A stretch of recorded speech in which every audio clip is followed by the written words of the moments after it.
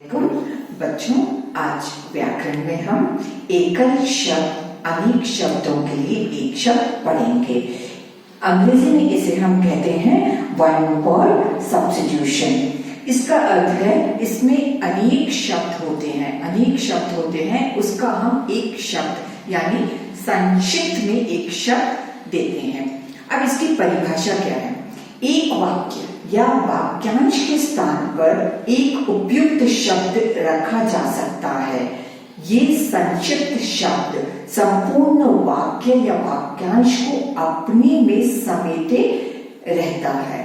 तो यहाँ पर एक पूरा वाक्य है। अब उस वाक्य को आपको, उस सेंटेंस को आपको समझना है और समझकर जो है उसका एक छोटा सा शब्द यानी संक्षिप्त में उसका एक छोटा सा शब्द आपको देना है या लिखना है।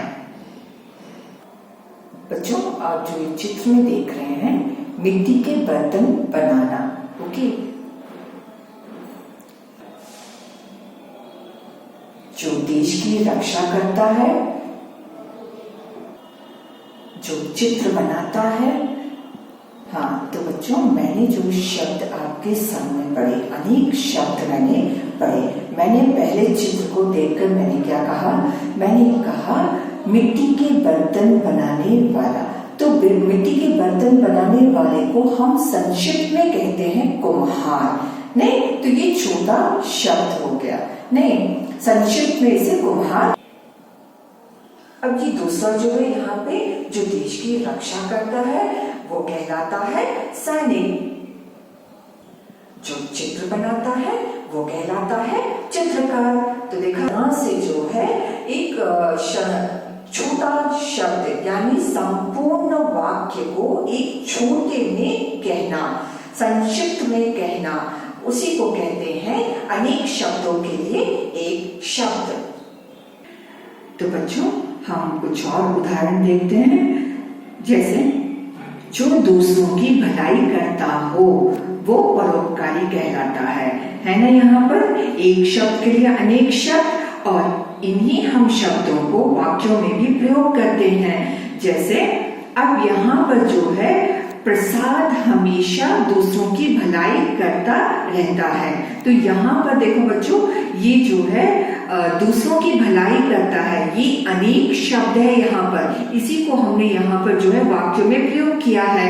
अर्थात अब इसके साथ जो संक्षिप्त में हमने जो शब्द लिया है परोपकारी, उसका भी हमने यहाँ पर वाक्य में प्रयोग किया है। जैसे प्रसाद परोपकारी है ना। तो यहाँ पे हम दोनों शब्दों को, वाक्यों को और शब्द को जो है हम वाक्यों में प्रयोग कर सकते हैं। ऐसे बहुत सारे उदाहरण हैं। जैसे जो बूढ़ा ना हो अजय। अच्छा, जो हर समय हंसता रहता हो हंसमुख, है ना। तो इसे भी हम वाक्य में प्रयोग कर सकते हैं। हम कह सकते हैं कि हाँ, राकेश जो है हर समय हंसते रहता है, वह हंसमुख लड़का है या राकेश हंसमुख लड़का है। तो दूसरा वाक्य देखते चलो बच्चों। जो सबसे प्रसन्नता पूर्वक मिलता जुलता हो मिलनसार। नहीं, तो जो ईश्वर में विश्वास करता हो आस्तिक। एक और शब्द है यहाँ पर, जो ईश्वर में विश्वास नहीं करता है उसे कहते हैं हम नास्तिक। जो सब कुछ जानता हो सर्वज्ञ। ओके, जो गीत गाता हो गायक। जिसकी कल्पना की जा सके काल्पनिक। बच्चों, और थोड़े उदाहरण हैं, मैं पढ़ती हूँ। जो पढ़ा लिखा ना हो अनपढ़। जो पढ़ा लिखा हो उसे शिक्षित कहते हैं। शिक्षा देने वाला शिक्षक कहलाता है।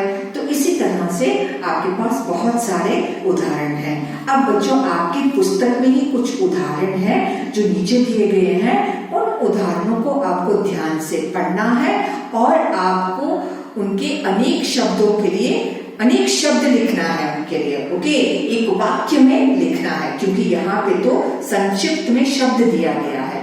बच्चों, आपको समझ में आ गया होगा। धन्यवाद।